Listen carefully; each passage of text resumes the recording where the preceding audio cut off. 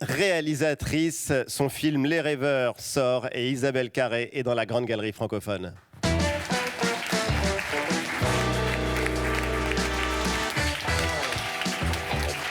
Bonjour Isabelle et bienvenue. Merci d'avoir accepté notre invitation. Je vous présente toute la bande. On est très heureux de vous recevoir. Et on va parler de ce film Les Rêveurs et de l'art comme thérapie. Est-ce que c'est possible ou pas? Est-ce que c'est souhaitable ou pas? Mais première question, c'est le rituel. Qu'est-ce que l'art apporte à votre vie, à vous Isabelle Carré? Ah, c'est plus qu'un équilibre. C'est oui, je pense qu'il y a. Moi, c'est un film qui m'a sauvé la vie. C'est ce que je raconte dans Les Rêveurs. Je pense qu'un film peut vous sauver une soirée, mais il peut aussi vous sauver la vie. Voilà, j'en suis la preuve. Et c'est le message que j'ai envie de faire passer d'ailleurs à tous les jeunes, parce que c'est pour eux que j'ai fait ce film. Peu importe ce que tu trouves, que ça soit la musique, que ça soit la peinture, que ça soit même le sport, ça peut être un art aussi, le sport, la danse, peu importe. Mais trouve ton truc pour exprimer tes émotions, pour les mettre quelque part. On en a vraiment besoin en ce moment. Et je crois que quand on a ça dans un coin de sa tête, peu importe si tu en fais ton métier ou pas, ouais, ça change tout. Mais vous êtes né dans l'art et vous avez grandi dans l'art. Racontez-nous ça, parce que vous avez des parents... Oui, mon artiste, père était designer, il peignait, il peint toujours, il sculptait, il faisait aussi des dessins japonais, il a beaucoup travaillé au Japon. En fait, et contrairement à beaucoup d'enfants qui détestent les musées, vous avez passé votre enfance à vous promener dans les musées. Passé mon enfance dans les musées d'art moderne. D'art moderne, voilà. Beaubourg. Surtout Beaubourg, ouais, mais d'autres musées, on y allait tous les week-ends en fait. Et on adorait ça parce que c'était une époque dans les années 70 où il y avait l'explosion, l'arte povera, l'art conceptuel. Donc c'était très amusant de voir un bidet et qu'on nous explique que c'est de l'art. On trouvait ça très rigolo quand on était enfant. Et donc ça vous émarrait une œuvre qui vous a marqué quand vous étiez enfant? Moi, j'aimais beaucoup Miro, par exemple. J'aimais beaucoup Miro et sa femme à oiseau. Le génie espagnol. Une espèce de grande colonne comme ça. Effectivement, on peut trouver la femme et l'oiseau, mais en y regardant un peu de plus près. Faut l'imaginer un peu. On aimait bien ça, nous. En fait, combler, c'est évoquer, quoi. C'est l'évocation qui nous plaisait. Et nous, combler ce qui... Voilà, imaginer d'autres choses aussi. Notre père nous faisait visiter les musées très très rapidement, ouais. Et on devait choisir une œuvre. Et cette œuvre, on devait l'emporter dans notre tête et dans notre cœur. Et ça, c'était très sympa aussi, parce que du coup, c'était pas chaque moment à regarder. Et alors, un mot, parce que vous avez donc passé votre enfance dans les musées, mais vous avez vécu également dans un musée ou un cabinet de curiosité. Décrivez-nous l'appartement familial. On le voit dans Les Rêveurs. C'était pas rien d'ailleurs le décorateur Nicolas de Boiscuyer. Moi, on s'est vraiment bien amusé. Parce que vous avez grandi... Un appartement entièrement rouge. Oui, avec des sculptures, des tableaux. Même les objets étaient rouges. Tout était rouge. Le plafond marron. Ma chambre verte pomme, vive les années 70. Et oui, et plein de sculptures aussi étranges et parfois même un peu violentes. Je me souviens par exemple d'un tableau que mon père avait fait où c'était une mouette prise dans de la boue. C'était au moment des marées noires ou alors des corps calcinés comme ça quand il y avait des guerres. Il traduisait ça, ou des espèces d'énormes sculptures. Vous dites ça en riant? Oui, parce que c'était... J'aimais beaucoup ramener des amis à la maison parce que quand ils rentraient, il y avait toujours ce moment surprenant, suspendu dans l'entrée, genre oh mais où je suis quoi. Et vous avez passé votre vie à essayer de retrouver cet appartement musée. Exactement. Sans jamais y arriver. Je l'ai retrouvé en écrivant le livre Les Rêveurs. Je l'ai retrouvé dans les pages du livre et je l'ai retrouvé en le recréant. En le recréant pour le film. Margot? Vous adorez les tableaux de la peintre Joan Mitchell. Pourquoi? Qu'est-ce que ça déclenche chez vous? Alors, d'abord, j'adore tout ce qui est expressionnisme abstrait, surtout américain. Mais j'aime beaucoup aussi, elle a été mariée à Riopelle et j'aime aussi beaucoup Riopelle. Parce que Riopelle, c'était l'amour de sa vie. Et ils Alors pour étaient les à la fois- non-initiés, Fabrice, Alors, Riopelle, c'est le grand maître de l'abstraction lyrique, qui était un courant dans les années 50. 1950. Voilà, mais qui est Et très d'origine. différent des tableaux de Joan Mitchell. Et c'est un couple absolument, c'est sans doute peut-être le couple le plus mythique de l'histoire de l'art. Pourtant, on les connaît peu. On en parle peu de ce couple, mais je suis entièrement d'accord. Moi, c'est un couple qui me fait complètement rêver. Et ils ont quand même des parallèles.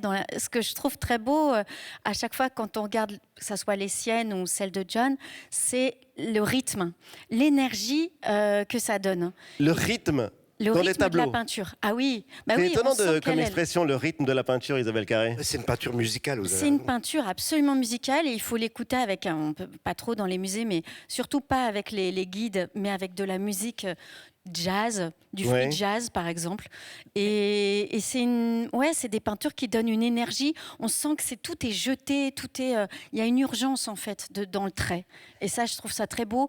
Quand je vous disais qu'on parlait d'art-thérapie et à quel point tout ce qu'on peut mettre comme émotion, il y a un jeune garçon là qui va venir nous en parler tout à l'heure aussi. Mais on va en parler Et on évidemment. Tout On ce va qu'on y peut mettre revenir dans à une peinture l'art-thérapie. et c'est pas juste voilà dessiner comment dire Quelque un chose. visage, quelque chose. Non, c'est une émotion. C'est d'abord une émotion et peut-être avant tout une énergie. Lauriane, C'est drôle parce que en début d'émission, vous parliez de la façon que vous aviez de visiter un petit peu les musées et d'absorber les œuvres. Dans votre enfance, on vous a donné une règle. C'était la règle des 3-1. Une œuvre, un musée pendant 1 heure. Et c'est vrai qu'à l'heure de la surconsommation, on est un peu bombardé d'images. Ça peut sembler contre-intuitif. Est-ce que c'est une règle qui vous a permis de déguiser votre œil, votre conscience artistique? Et est-ce que vous l'appliquez toujours aujourd'hui? Alors oui, avec mes enfants, je leur dis ça. Je leur dis emportez quelque chose, vous le volez dans votre tête. Le tableau ou la sculpture, ou voilà, volez quelque chose dans votre tête. Celui-là, il est à vous. Et sinon, on va assez vite et on passe du temps. Quand même, on regarde tout, mais on passe du temps devant ces œuvres volées entre guillemets. Et c'est assez Volées, chouette parce que mais dans l'imaginaire. ouais, dans l'imaginaire, bien Oui. sûr. Non, je suis pas en train de C'est une belle idée de voler une œuvre pour soi, de se l'approprier en quelque sorte. se l'approprier, ouais. C'est génial. Ouais. Non mais c'est une très belle manière de parler d'art.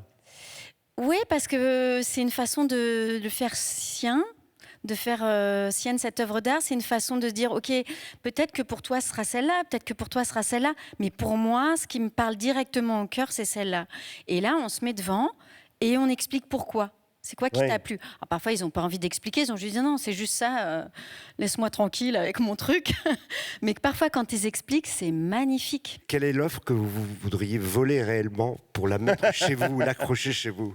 Alors, une c'est de hypothèse. John Mitchell, c'est Salut Sally. D'abord, il y a des très belles couleurs, il y a des coulées de peinture, comme si on pleurait de la couleur. J'adore le titre parce que c'est comme si elle disait au revoir à un personnage de son enfance. Enfin, moi, c'est ce que je me suis raconté. J'ai pas regardé ce qu'en disent les spécialistes, mais pour moi, c'est au revoir à une amie d'enfance.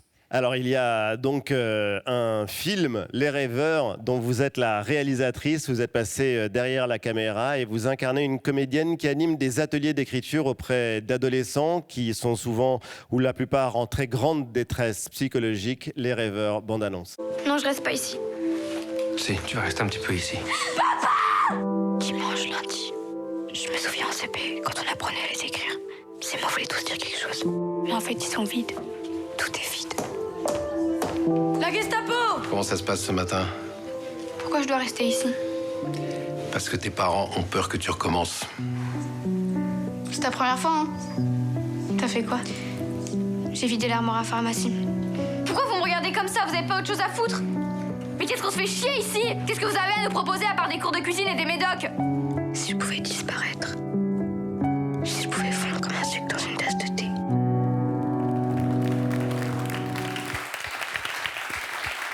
Les Rêveurs, c'est un film qui est très fort, Isabelle Carré, qui est très réussi et donc qui évoque cette art-thérapie, la thérapie par l'art. Est-ce que vous pourriez nous expliquer en quoi est-ce que l'art peut être une thérapie et si c'est quelque chose qui pourrait être généralisé dans les protocoles de soins auprès d'ados qui vont pas bien? C'est déjà le cas. Il y a des endroits comme la Maison de Solène, par exemple, qui utilisent...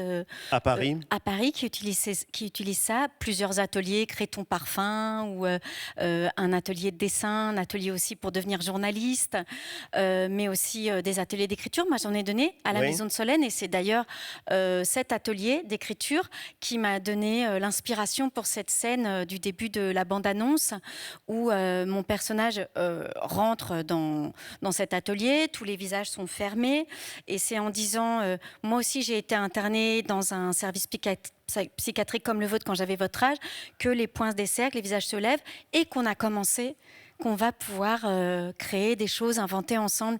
Ça s'appelle, je ne le savais pas, mais on me l'a appris depuis, la pérédance. C'est un mot qui a été conceptualisé par Cynthia Fleury, et qui veut dire en fait... Et clinicienne. Et qui veut psychanalyste également. Voilà, qui veut dire en fait qu'on est au même niveau. Je ne suis pas un médecin du haut de ma chair, je suis au même niveau que toi. Je connais ton expérience, je sais pas, bien sûr toutes les expériences qu'on traverse les uns les autres sont différentes, mais quand même on a des points communs, il y a des choses... dont on peut se parler de cœur à cœur, quoi. Mais moi, Isabelle, j'ai une invitation à vous lancer, puis à vous tous d'ailleurs, qui s'intéressez à l'art-thérapie. Le Musée des Beaux-Arts de Montréal, peut-être vous connaissez, a été un pionnier sur le sujet et a été le premier musée au monde à dédier une aile complète à l'art-thérapie. Donc, pour le public, mais aussi pour la société. Il travaille énormément avec la communauté, avec les services de santé. Donc, je ne sais pas si vous avez eu l'occasion de voir cette aile, mais je vous y invite. Mais ça paraît assez logique à une heure où, en plus, la médecine devient un peu plus holistique. On a le droit maintenant de prescrire des séances de sport, par exemple. Ça paraît assez logique que l'art, qui est quand même le meilleur vecteur pour exprimer ses émotions et faire sortir à l'extérieur ce qu'il y a dedans, soit recommandé pour des personnes qui en ont besoin. Mais alors expliquez-nous justement, c'est regarder de l'art pour ces ados qui sont en détresse, ou est-ce que c'est pratiquer l'art? J'ai envie de dire les deux, mon général, tout est bon à prendre. Évidemment, aller voir des films ensemble, celui-là, j'espère, pourra les aider, puisqu'il n'y a pas encore eu un seul film parlant de pédopsychiatrie. Il y a eu des documentaires, mais de vrais films de cinéma, de films de fiction. Il y a eu une web-série, mais un film de fiction, il n'y en a pas. Donc déjà, être représenté, on sait que c'est très important. Et moi, ce film, je l'ai vraiment pensé pour les jeunes, pour qu'ils puissent avoir un outil, quelque part, de comparaison. Parce que c'est très compliqué. Bon, on n'en a pas parlé, mais c'est une expérience que j'ai vécue quand j'avais 14 ans. J'ai donc été internée à la suite d'une tentative de suicide à 14 ans. Et c'est dans ce service psychiatrique que j'ai vu un film à la télé. Il n'y avait pas de télé, mais il y avait un de mes camarades qui avait une toute petite télé prêtée par son père. Et j'ai vu un film avec Romy Schneider. J'ai vu son émotion. Je me suis dit, ah ok, l'émotion, ça peut être beau aussi. C'est pas toujours embarrassant et honteux. Et puis après ça, je décide de m'inscrire dans un cours de théâtre. Là, j'ai fait ouf en arrivant dans ce cours de théâtre. Voilà. Et sortir d'un service de pédopsychiatrie et retourner après à l'école, c'est compliqué parce que comment en parler ?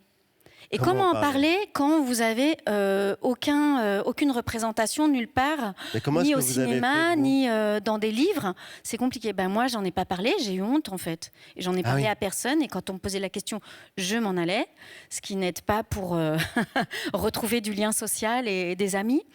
Et donc, j'espère que les jeunes vont s'en emparer de ce film comme un outil pour ça. Et moi-même, je l'ai vraiment pensé comme un outil pour vous en parler. Merci d'ailleurs de m'inviter. Pour aussi alerter les politiques. Bien sûr. Même si en ce moment, ils ont beaucoup de chats à fouetter. Mais n'oubliez pas, personne ne parle des jeunes et personne ne parle de cette urgence-là. Et moi, ça me rend dingue parce que pendant ce temps-là, il y a des enfants qui font l'effort d'aller dans un service de pédopsychiatrie. Ça demande un effort énorme. Et on leur dit, reviens dans 2 ans. Merci en tout cas pour votre témoignage. Merci pour ces paroles fortes. C'est vrai que Les Rêveurs, c'est un film qui est important pour les adolescents. Justement, Charlie, qu'est-ce que ça t'inspire, toi, l'adolescence ? Alors déjà, je veux dire que je suis très touché par tout ce que vous dites. Tout à l'heure, on était assis à côté au maquillage et on ne s'est pas parlé et j'ai ressenti comme une sorte de présence évidente. Il y avait quelque chose de... Et là, depuis tout à l'heure, je vous entends tout raconter et je suis très perturbé parce que nous avons beaucoup trop de points communs. Entre un film qui sauve la vie, les couleurs très flashy, etc. Waouh. Donc, je pense qu'on dit l'art touche, l'art fait réagir, mais l'art peut aussi sauver. Soigner, sauver et faire des miracles. Alors, j'avais pensé à quelque chose, mais du coup... Et créer des familles aussi. Aussi. Et du coup, il y a cette chanson sublime de Sébastien Tellier qui, pour moi, c'est complètement ça.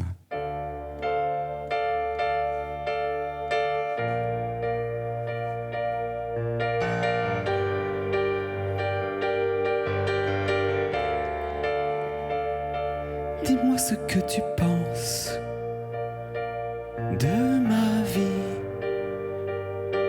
de mon adolescence. Dis-moi ce que tu penses. J'aime aussi l'amour et la violence.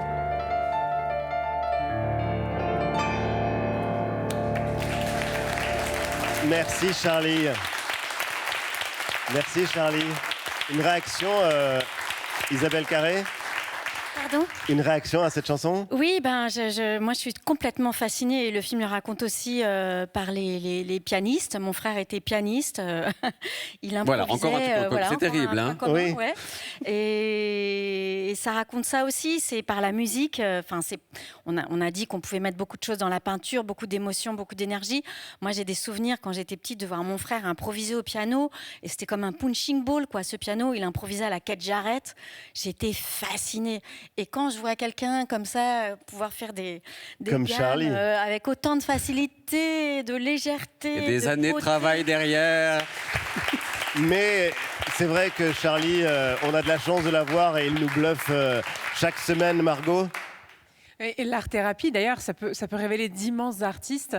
Je pense à Yayoi Kusama, la grande peintre japonaise que tu connais. Fabrice, d'ailleurs, tu l'as rencontrée il y a Faisait des pas cercles longtemps. partout. Et elle vit dans un hôpital psychiatrique. Hein. Et vous la connaissez, Isabelle Carré? Oui, je vois très bien. C'est des ronds, des cercles partout. Et ça tombe bien, je m'appelle Carré, donc je peux bien parler de... Exactement. Et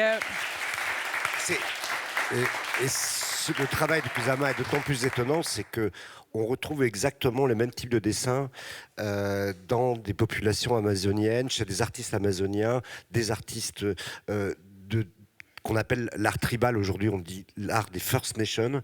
Et en fait, comme s'il y avait quelque chose d'inconscient qui travaillait. Et c'est ça qui est très fort, c'est le cerveau qui exprime l'art.